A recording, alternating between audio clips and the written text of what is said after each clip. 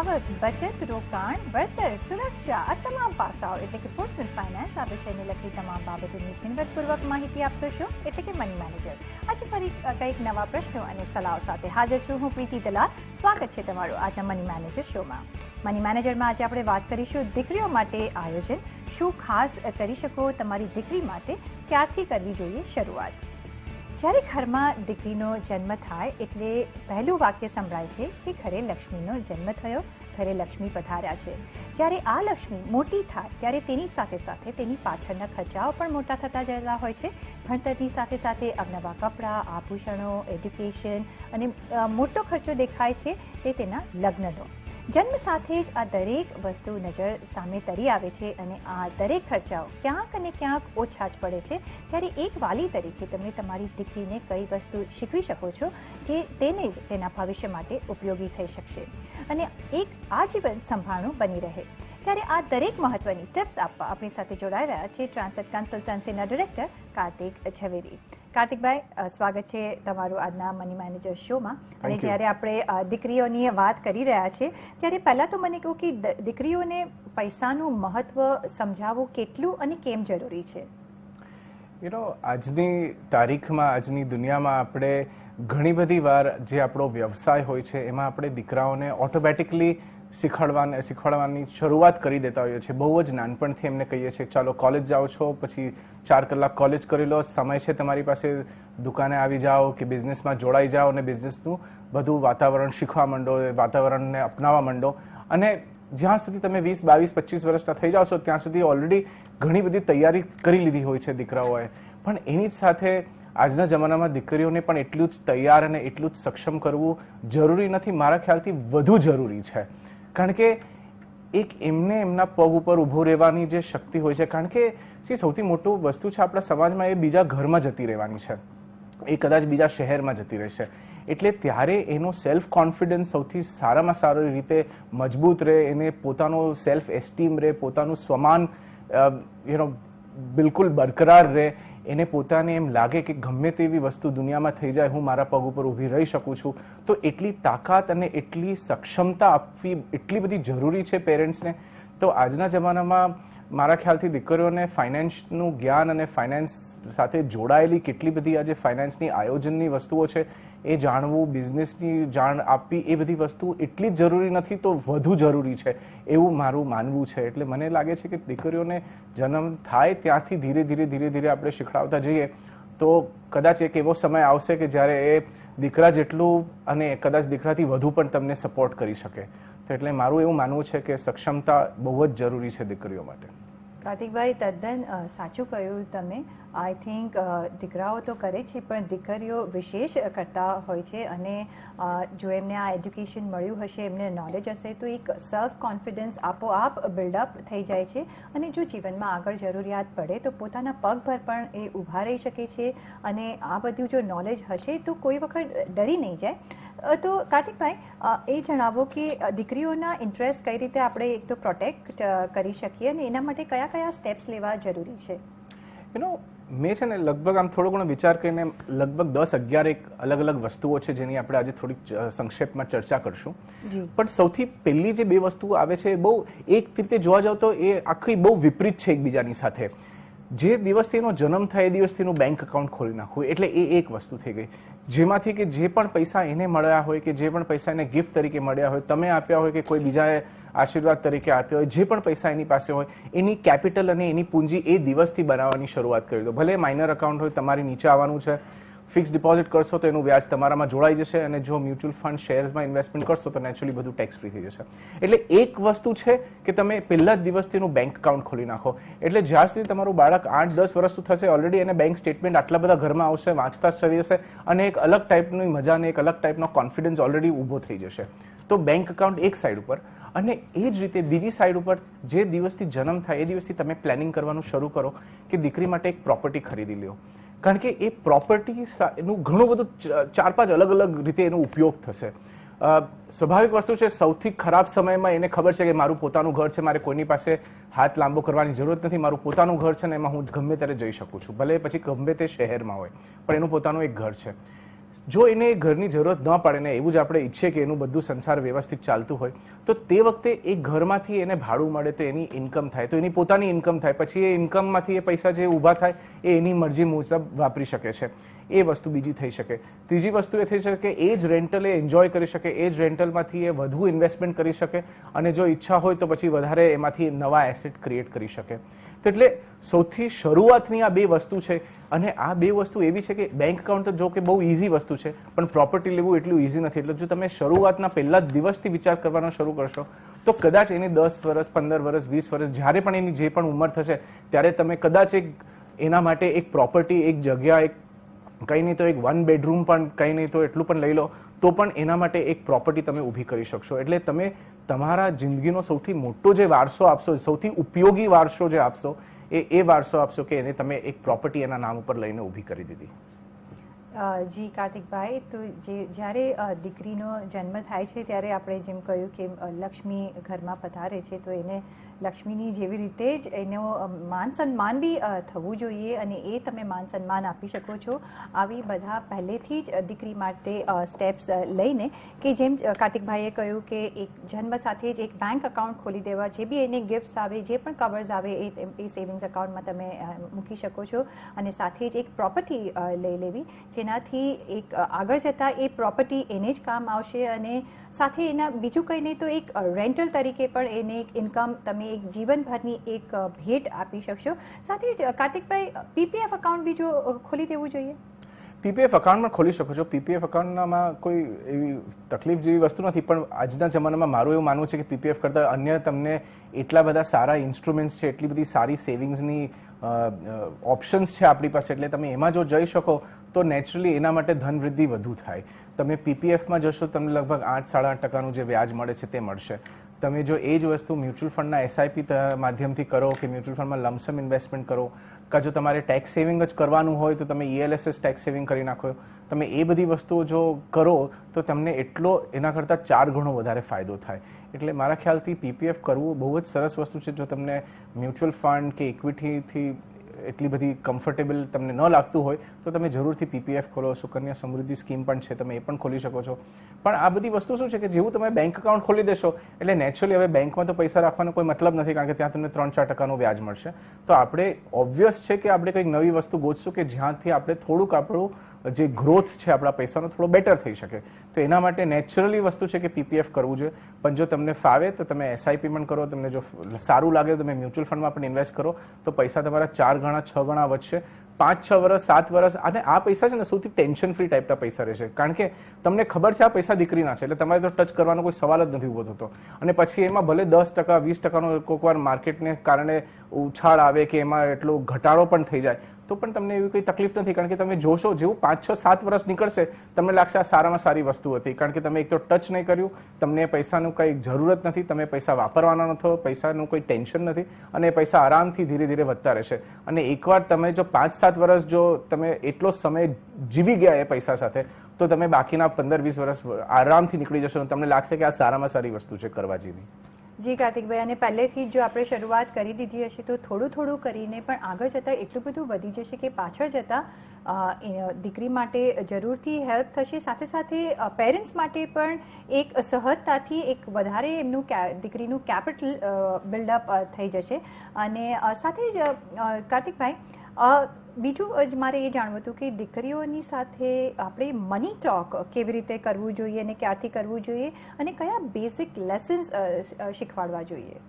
C, બે વસ્તુ તમારે ધ્યાન રાખવાની છે કે આજના જમાનામાં દીકરી હોય કે દીકરો, આજનો જમાનો ને જે જનરેશન જે ગેપની આપણે વાત કરતા હતા આપણા મા બાપ સાથે એટલું જ જનરેશન ગેપ આપણે આપણા છોકરાઓમાં પણ જોશું. એટલે એ લોકોની જે સમજ છે એ આપણી સમજ કરતાં ઘણી વધારે સમજ થાય. એટલે આપણે જે લાગે છે કે એ લોકોને આટલું જ સમજમાં આવશે એના કરતાં કદાચ એ લોકો 4 ગણું વધારે સમજી શકે છે. એટલે તમે જો આ વાતચીત એ લોકોનાથી એકદમ નાની નાની જે દિવસની ડે ટુ ડે જે એક્ટિવિટી છે તમે એમાં એને ઇન્વોલ્વ કરશો બહુ જ સહજ રીતેથી. તમારે કંઈક પેમેન્ટ કરવું છે, 100 રૂપિયા તમે આપ્યા, તમારે 40 રૂપિયાનું પેમેન્ટ કરવું છે, તે પેમેન્ટ એને કરાવો. એ ભલે એ 100 રૂપિયાની નોટ આપશે, એનાથી છૂટા પાછા લઈ આવશે. એમ ધીરે ધીરે કરતા જો એ શીખવાનું શરૂઆત કરશે, પણ એ શરૂઆત ઓફકોર્સ તમારાથી થશે કે તમે એની શરૂઆત કરાવી, તમે એને ધીરે ધીરે વાતચીત કરાવી કે ઓકે આ રીતે પૈસા વપરાય, આ રીતે પૈસામાંથી આપણે ખર્ચો કરીએ, આ રીતે આપણું બેન્કિંગ કરીએ. હવે ફોર એક્ઝામ્પલ બેન્કિંગ એટલી મોટી વસ્તુ છે કે બેન્કિંગમાં આજે ચેકબુક આવે, આપણી પાસે સ્લીપ બુક હોય, કોઈક વાર એને ગિફ્ટ મળી હોય તો એને ચેક મળી હોય, કોઈક વાર એની પાસે કંઈક વાઉચર આવ્યું હોય, કોઈક વાર એને પૈસા મળ્યા હોય તો પૈસા ડિપોઝિટ કરવા પડે છે. એટલે બેન્કિંગનું તમે જો આપણા માટે બહુ રોજની વસ્તુ થઈ ગઈ, પણ એના માટે કેટલું બધું નવી વસ્તુ છે કે ઓકે આજે હું 200 રૂપિયા આમ ડિપોઝિટ કરું તો મારે સ્લીપ આવી રીતે ભરવાની હોય, મારે જો 300 રૂપિયા ડિપોઝિટ કરવા પડે તો આમ કરવાનું, પછી હું બેંકમાં જાઉં, મને પાસબુક મળે કાં તો મને સ્ટેટમેન્ટ આવે. આ નાની નાની વસ્તુઓ જો આપણે એને સમજાવી શકીએ, પછી આ ચેક છે, કોઈક વસ્તુ લેવી હોય ને કોઈકને આપણે ક્યાં તો કેશ આપી શકીએ છીએ ને આપણે ચેકમાં પણ લોકોને પેમેન્ટ કરી શકીએ છીએ. તો આવી બધી ધીરે ધીરે વસ્તુઓ જો આપણે શીખવાડીએ તો એ આગળ જતા ઘણો બધો ફાયદો કરે છે. કારણ કે સૌથી મોટી વસ્તુ એ છે કે કોઈ પણ સ્કૂલમાં, કોઈ પણ કોલેજમાં તમને આ બેસિક વસ્તુઓ નથી શીખડાવતા, અને આ જ વસ્તુઓથી તમારો પાયો મજબૂત થાય છે. કારણ કે તમે જેટલું નાનપણથી આ વસ્તુઓના બીજ નાખવા માંડો એટલા જ વધારે આગળ જઈને તમારા બીજ ફળશે. કારણ કે ત્યારે એ લોકોને પૈસાની મહત્વ સમજમાં આવશે. અને જે રીતે હાઉસવાઈફ પોતાનું બજેટ ચલાવતી હોય છે તો એ આપણે કોઈ એને શીખવાડતા નથી, એ ઓટોમેટિકલી જ એનામાં એ આવી જાય છે. પણ જો એ તમે પાયો નાનપણથી જ મજબૂત કરો તો આગળ જતા તમને કેટલો વધારે ફાયદો થશે. કદાચ ખાલી સેવિંગ નહીં કરે, કદાચ સેવિંગ કરીને ઇન્વેસ્ટ કરીને પોર્ટફોલિયો પણ બનાવશે ગૃહિણી. એટલે એટલું બધી પણ વસ્તુઓ થઈ શકે છે. પણ તમે નાનપણથી જો આ મજબૂત કરો તો આ બધી વસ્તુ પોસિબલ છે. જી કાર્તિકભાઈને આજકાલના છોકરાઓને કે છોકરીઓને આ એડવાન્ટેજ છે, જેમ કે ટાઈમ્સ આર ચેન્જિંગ, અને આપણે જોયું છે કે પાછલા સમયમાં વિમેનને બહુ મહત્વ નહોતા લેતા ફાઇનાન્શિયલ ડિસિઝન્સમાં કે ફાઇનાન્શિયલ નોલેજમાં, પણ હવે જમાનો બદલી રહ્યો છે અને આજના છોકરાઓ આમ પણ ઘણા ક્વાઇટ સ્માર્ટ હોય છે, નેટ સેવી હોય છે, અને એમને મની ટોક સમજ પડે છે. વેલ્યુ કેટલી સમજ પડે છે એ નાના હોય છે એટલે બહુ ખબર નથી પડતી, પણ મની ટોક ને બેન્કિંગ ને ATM એ બધું સમજ પડે છે. તો આઈ થિંક આ એક બેઝિક ગિફ્ટ તમે પહેલેથી જ આપો તો ઘણું ફાયદાકારક થશે પેરેન્ટ્સ માટે અને ઓફકોર્સ છોકરાઓ માટે, પછી દીકરી હોય કે દીકરો હોય. સાથે જ આગળ કાર્તિકભાઈ, એ લોકો દીકરીઓને બજેટિંગ વિશે કેવી રીતે શીખવાડવું જોઈએ અને ક્યારથી શીખવાડવું જોઈએ? આ બધું એક સિક્વન્સમાં ચાલી રહ્યું છે. એટલે પહેલા આપણે એને પૈસાની વાતો કરીએ, પૈસાની વાતોથી એને દેખાડીએ કે પૈસા આમ કેવી રીતે વપરાય, પૈસાનું ટ્રાન્ઝેક્શન કઈ રીતે થાય છે, આપણે દુકાનમાં જઈને કઈ રીતે ટ્રાન્ઝેક્શન કરીએ છીએ. ઓટોમેટિકલી એમાંથી એક વસ્તુ આવી જાય કે હવે આમાંથી આપણે બજેટ કરવું છે. એટલે એ પણ વ્યવહારિક વસ્તુ છે કે જેમ જેમ બાળક મોટું થતું જશે, દીકરો હોય કે દીકરી, તો તમારે એને જ્યારે બજેટિંગની તમે સ્કિલ શીખવાડો ત્યારે ઓટોમેટિકલી એમાં એક બીજું ટાઈપનો કોન્ફિડન્સ આવશે. કારણ કે એમાં થશે એવી રીતે તમે આજે માનો એને 100 રૂપિયા આપ્યા કે આટલું તારું આ અઠવાડિયાનું આટલું દાખલા તરીકે આટલું તમારું બજેટ છે, એટલે તમારે જે પણ ખર્ચો કરવો છે તમારે આમાંથી કરવાનો છે. અને એને ખબર છે કે એને સ્કૂલમાં ક્યાં કેટલો ખર્ચો કરવાનો છે, કે એને કંઈક ચોકલેટ ખાવી છે, કે એને કંઈક આઈસ્ક્રીમ જોઈએ છે, તો એના માટે શું પૈસા જોશે. અને પછી એને ખબર છે કે આટલા 100 રૂપિયામાંથી બધા 80 રૂપિયા કે 85 રૂપિયા ખલાસી જશે, પછી 10-15 રૂપિયા વધશે, એનું શું કરે? તો એ જઈને પીગી બેંકમાં થશે. એટલે પીગી બેંક પ્લસ બજેટિંગ, એટલે પહેલા તો પૈસાનો વ્યવહાર સમજી લીધો. એ વ્યવહાર સમજી લીધા પછી તમે એને એ સમજાવ્યું કે હવે આ પોકેટ મની છે. ઓબ્વિયસલી બાળકનું પણ ઉંમર 8-10 વર્ષની હશે ત્યારે જ આ વસ્તુ લાગુ પડશે. ત્યારે એ પૈસા ખર્ચશે અને પૈસામાંથી પૈસા બચાવશે. એ બચાવશે ને એની પીગી બેંકમાં નાખશે, પીગી બેંકમાંથી પાછી એ બેન્કિંગ કરવા જશે અને બેંકમાં નાખશે. અને આ આખી જ્યારે સાયકલ પૂરી થશે ત્યારે એને ધીરે ધીરે સમજમાં આવશે કે ધીરે ધીરે હું આમ કરતા કરતા જે પણ મારી પાસે પૈસા છે, જો હું બધા ખર્ચી નાખું તો મારી પાસે કંઈ રહેશે નહીં. જો મારી પાસે કંઈ રહેશે નહીં તો મારે કોઈ મોટી વસ્તુ જે બાય કરવી તે બાય થશે નહીં. અને તમે વિચાર નથી કરી શકતા કે કેટલું બ્યુટીફુલી છોકરાઓ આ કરે છે. કારણ કે એમને ખબર છે કે જો આપણે એમને કીધું હોય કે આ ફલાણી વસ્તુ તમારે લેવી છે અને આની કિંમત 250 રૂપિયા છે અને તમારે 4 અઠવાડિયા સુધી આવી રીતે સેવિંગ કરવું પડશે અને પછી તમને આ વસ્તુ મળશે, તો બહુ જ ડિસિપ્લિનથી, કદાચ આપણાથી વધારે ડિસિપ્લિનથી બાળકો એનું મેનેજમેન્ટ કરશે અને પીગી બેંકમાં નાખશે, સરસ રીતે પૈસા ઊભા થઈ જશે. ત્યારે એને જે લેવાની હશે અને એને એ જે વસ્તુ લીધી છે એ પોતાના પૈસામાંથી ઉત્પન્ન કરી છે, તો ત્યારે જે એનામાં સેલ્ફ કોન્ફિડન્સ આવશે એ તમે નોર્મલી બોલતા અને કહેતા અને શીખવાડતા નહીં આવી શકે, જે આ એક્સપિરિયન્સ થવાથી મળશે. જરૂર કાર્તિકભાઈ, એક્સપિરિયન્સથી જ ઘણું આપણે શીખી જતા હોય છે અને જેમ તમે કહ્યું કે બજેટિંગ, આઈ થિંક એ તો વિમેનમાં ભરીને પડ્યું હોય છે, કારણ કે જે એમાં હોશિયાર હોય છે કે જ્યારે સાચવવાના હોય ત્યારે સાચવી બી લે છે ને વાપરવાના હોય ત્યારે વાપરી પણ લે છે, પણ ઓલવેઝ જ્યારે ખર્ચ કે ઘર બજેટ ચલાવતા હોય છે ત્યારે કોઈ ના કોઈ કવર્સ એમની પાસે મળી જ રહેશે, બચત કરી લે છે અને એ તમે તમારી દીકરીને પણ એ ઇનબોર્ન ગિફ્ટ આપણે આપી દેતા હોય છે, એટલે વાત નેચરલ છે. પણ આ કાર્તિકભાઈ તમે બહુ એક સરસ મજાની વાત કહી કે જે એક્સપિરિયન્સ જે તમે કહીને જે શીખવાડી ના શકો એ આવા એક્સપિરિયન્સથી એ લોકોને વેલ્યુ ઓફ મની વધારે સમજ પડે છે. સાથે જ કાર્તિકભાઈ, ઇમ્પોર્ટન્સ ઓફ મની, પૈસાનું મહત્વ કઈ રીતે એમને સમજાવવું જરૂરી છે? પૈસાનું મહત્વ સમજાવવા માટે એક તો એક્સપિરિયન્સ તમે આપો, પણ એક્સપિરિયન્સમાં તમે જેમ જેમ બાળક મોટું થતું જાય એમ તમે એને શક્તિ આપો કે તું તારું ફાઇનાન્શિયલ ડિસિઝન તારી જાતે લે. એટલે પછી શું થાય, પછી ચોઇસને સવાલ આવી જાય છે કે જ્યારે મારી પાસે 10 રૂપિયા મારા ખિસ્સામાં છે કે 100 રૂપિયા છે અને મારે આ 3 વસ્તુ લેવી છે પણ આમાંથી 2 જ વસ્તુ આવશે, ત્યારે ફાઇનાન્શિયલ ડિસિઝન મેકિંગ જે રીતે આપણે બધી રીતે નાની નાની સ્કિલ્સ બિલ્ડઅપ કરતા હોઈએ છીએ, motor skills, fine skills, communication, public speaking, stage fear જતો રહે, આપણે આ કેટલી બધી વસ્તુઓ આપણા બાળકોને શીખવાડતા હોય છે, ત્યારે જ આપણે એને ફાઇનાન્શિયલ ડિસિઝન મેકિંગ સ્કિલ્સ પણ શીખવાડીએ. એટલે એકવાર ટ્રાન્ઝેક્શન, બજેટિંગ, બેન્કિંગ આ બધું વસ્તુ આવી જાય તો નેક્સ્ટ ઓબ્વિયસ વસ્તુ એના માટે જે લર્ન કરવાનું છે એ છે કે ફાઇનાન્શિયલ ડિસિઝન્સ કઈ રીતે લેવાના, ચોઇસ કઈ રીતે કરવાની, કે મારે આ 4 વસ્તુમાંથી આ 2 કાઢી નાખું કે આ 2 લઉં, અને આ જો આ 2 લઈશ તો આનો શું ફાયદો થશે, આનો શું ગેરફાયદો થશે, જો મારે કઈ રીતે આનું પ્રાયોરિટાઇઝિંગ કરવું. આ બધી વસ્તુ એટલા બધા શબ્દ કોમ્પ્લિકેટેડ લાગે છે, પણ તમે જ્યારે આને એક્શનમાં જોશો કે જ્યારે તમે બાળકને દુકાનમાં લઈ જશો ને કહેશો ઓકે હવે આપણી પાસે આટલા પૈસા છે, હવે તું ડિસાઇડ કર કે તારે શું કરવું છે અને કઈ રીતે આનું સ્પેન્ડ કરવું છે.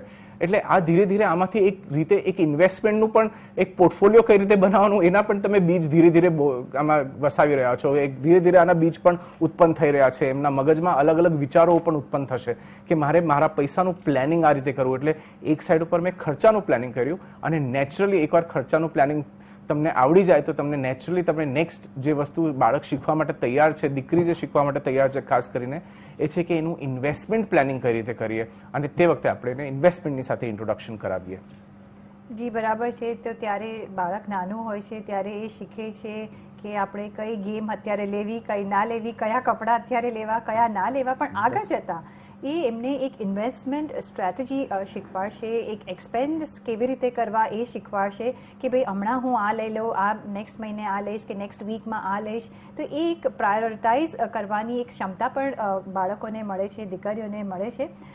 કાર્તિકભાઈ, ઇન્વેસ્ટમેન્ટ ને ટીચ કરવું કે શિક્ષા આપવી એ કેટલું જરૂરી છે, કારણ કે આ બધું તો થઈ ગયું, પણ ઇન્વેસ્ટ કેવી રીતે પૈસા કરવા રાઈટ રીતે એનું પણ એક નોલેજ આપવું જરૂરી છે. તો એના માટે પેરેન્ટ્સે શું કરવું જોઈએ?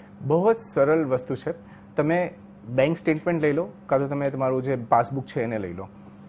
હવે એ પાસબુક દેખાડો, કારણ કે જ્યાં સુધી તમારું બાળક 10, 12, 13 વર્ષનું થઈ ગયું છે, ટીનેજર થવાની શરૂઆત છે, ત્યારે દીકરીને ઓલરેડી ખબર પડે છે કેટલું બધું તો ઓલરેડી સ્કૂલમાં શીખી લીધું, નંબર્સ કાઉન્ટ કરવાના, એડિશન, સબટ્રેક્શન, મલ્ટિપ્લિકેશન એ બધું ઓલરેડી આવડી ગયું છે. ત્યારે તમે એને વંચાવો કે જો આપણે આવી રીતે પૈસા ડિપોઝિટ કરેલા, આ રીતે પૈસા ડિપોઝિટ કરતા બેંકે આપણે આટલું એક્સ્ટ્રા પૈસા આપ્યા, એટલે આપણે એક વર્ષમાં સમજો આ 10,000 રૂપિયા ડિપોઝિટ કર્યા છે અને બેંકે આપણે 400 રૂપિયા આપ્યા છે, તો 400 રૂપિયા આપણી કમાણી છે, આપણે આ એક્સ્ટ્રા પૈસા મળ્યા કારણ કે આપણે આ 10,000 રૂપિયા આપણે ન વાપરતા આપણે આ બેંક પાસે રાખ્યા અને બેંકને વાપરવાની એક આપણે અવસર આપ્યો, અને કારણ કે આપણે બેંકને વાપરવાનો અવસર આપ્યો એ અવસરના રિટર્નમાં એ બેંકે આપણે થોડુંક વ્યાજ આપ્યું. એટલે એ જ રીતે પછી આપણે એને બિલ્ડઅપ કરીએ, પછી એને કહીએ કે ઓકે અહીંયા આપણે વ્યાજ આટલું મળ્યું, હવે આનાથી વધુ વ્યાજ જોઈએ છે.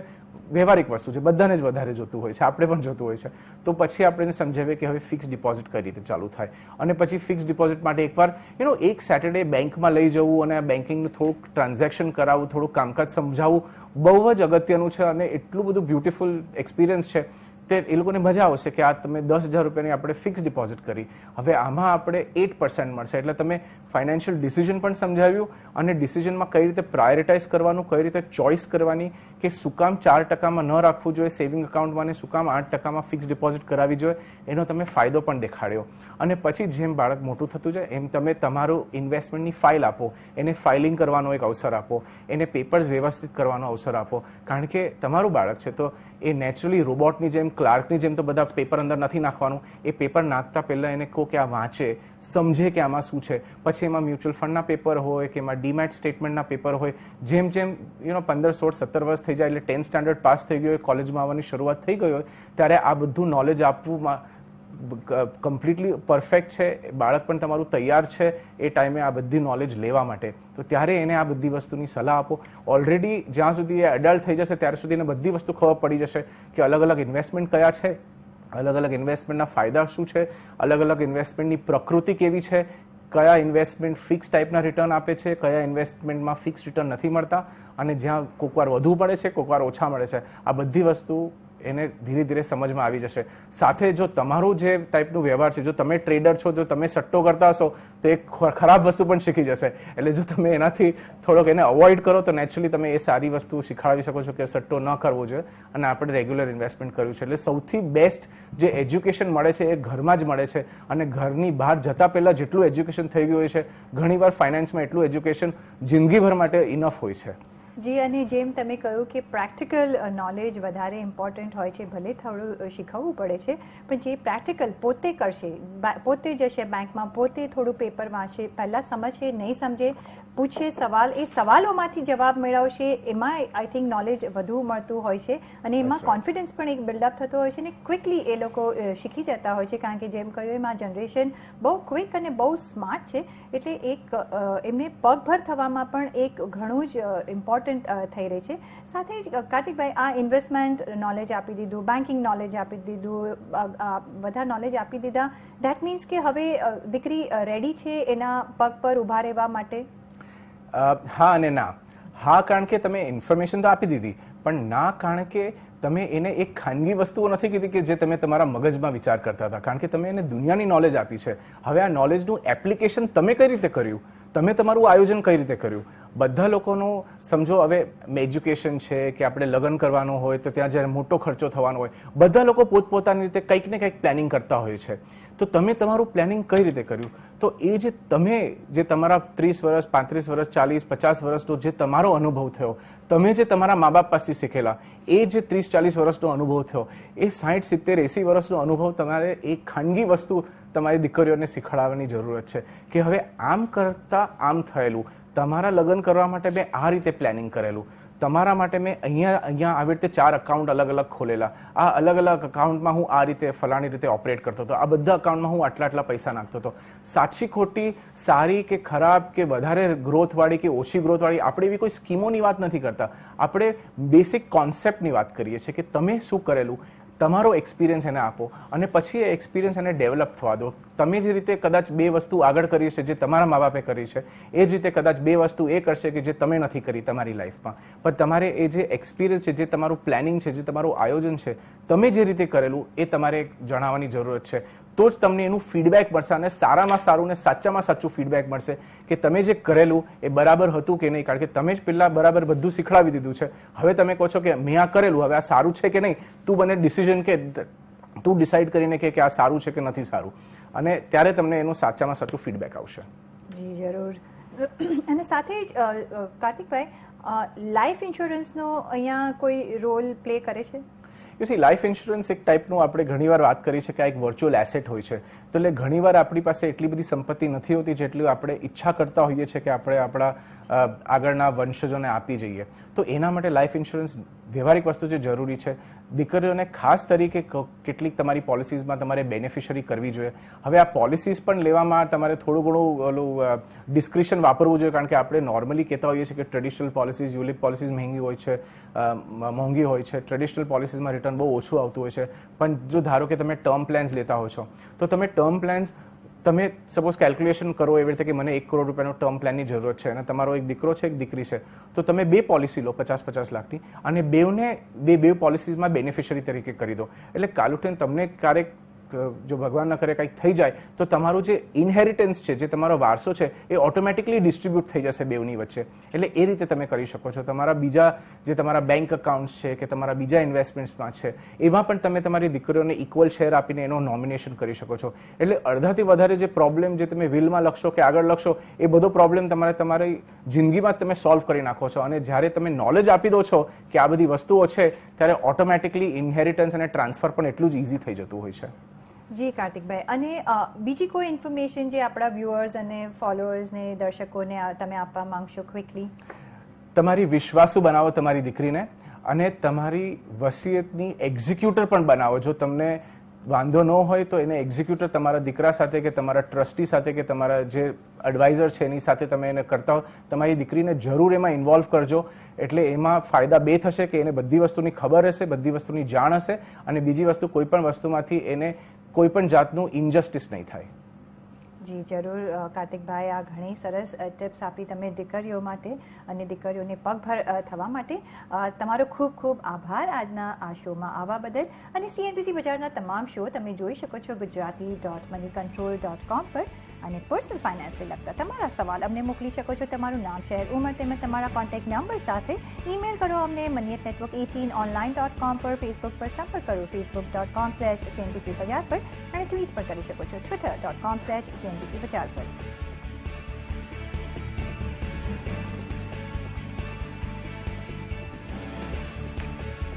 અને મની મેનેજરમાં અત્યારે બસ આટલું જ. પાછા મળીશું નવા એપિસોડમાં અને ત્યાં સુધી આપશો રજા. નમસ્કાર.